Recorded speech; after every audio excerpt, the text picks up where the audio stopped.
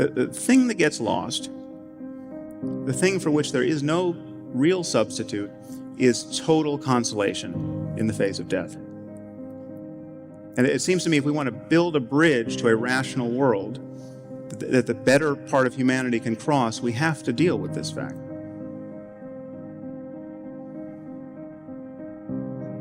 Now, most of us do our best not to think about death, but there's always part of our minds that knows this can't go on forever.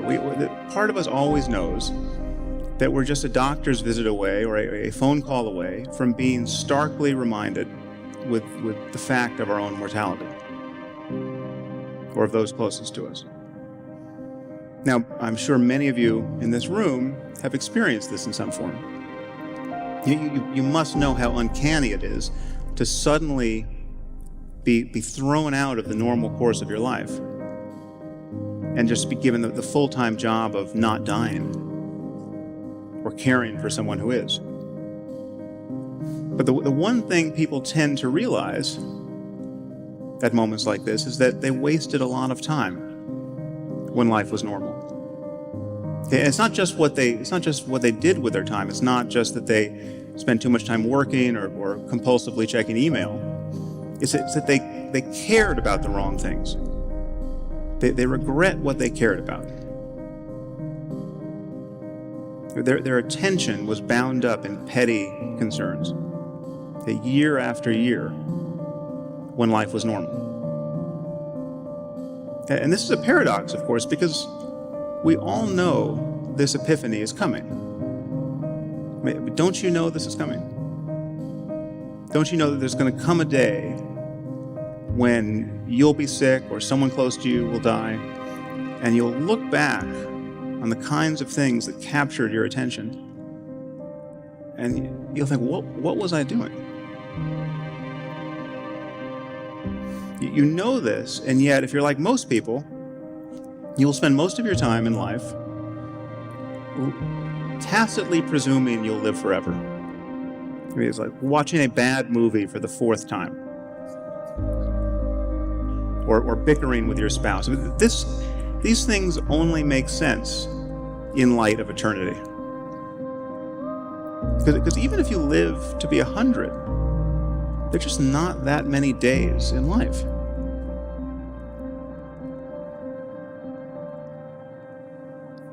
So what is the point of life? I mean, is anything sacred? Does such a question even make sense?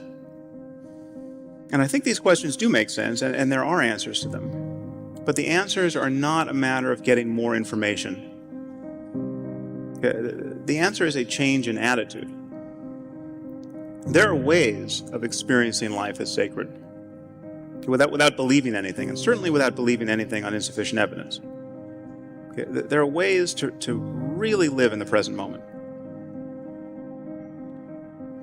What's the alternative?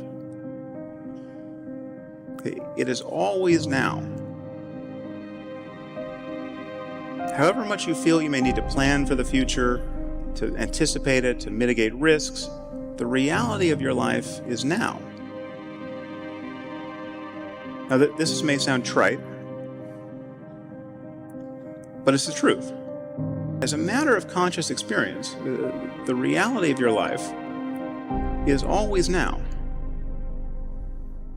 And I think this is a liberating truth about the nature of the human mind. In fact, I think there's probably nothing more important to understand about your mind than that, if you want to be happy in this world. The past is a memory. It's a thought arising in the present. The future is merely anticipated. It is another thought arising now.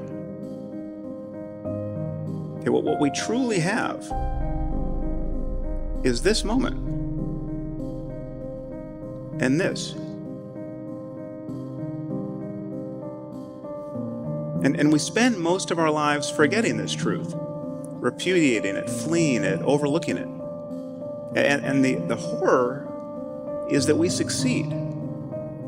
We manage to never really connect with the present moment and find fulfillment there because we are continually hoping to become happy in the future.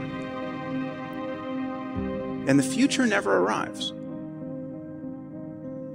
Now, even when we think we're in the present moment, we're in very subtle ways always looking over its shoulder, anticipating what's coming next. We're always solving a problem. And it's possible to simply drop your problem, if only for a moment, and enjoy whatever is true of your life in the present. And so we're not just slightly out of touch with the material basis of our inner lives, we're completely out of touch with it. I mean, I actually think about the human brain a fair amount, but it almost never occurs to me that I actually have one.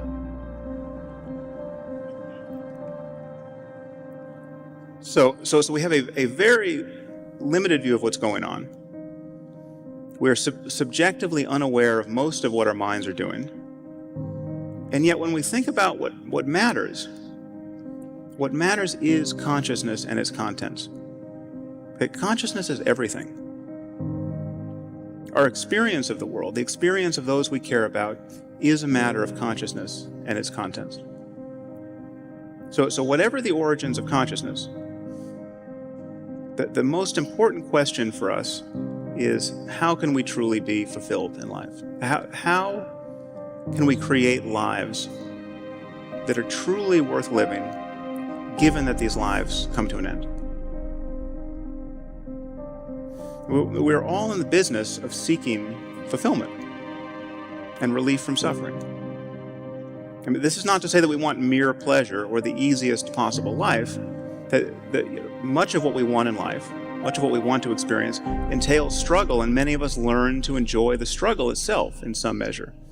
Any athlete knows that there's certain kinds of pain that are actually pleasurable. If the burn of lifting weights was actually the symptom of a disease, it would be intolerable. But because it's happening in the context of a strenuous exercise and progress there, most people learn to enjoy it.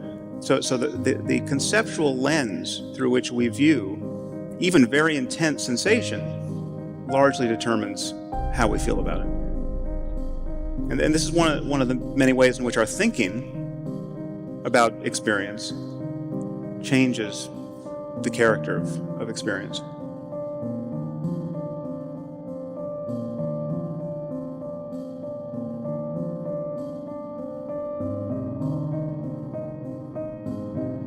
It is always now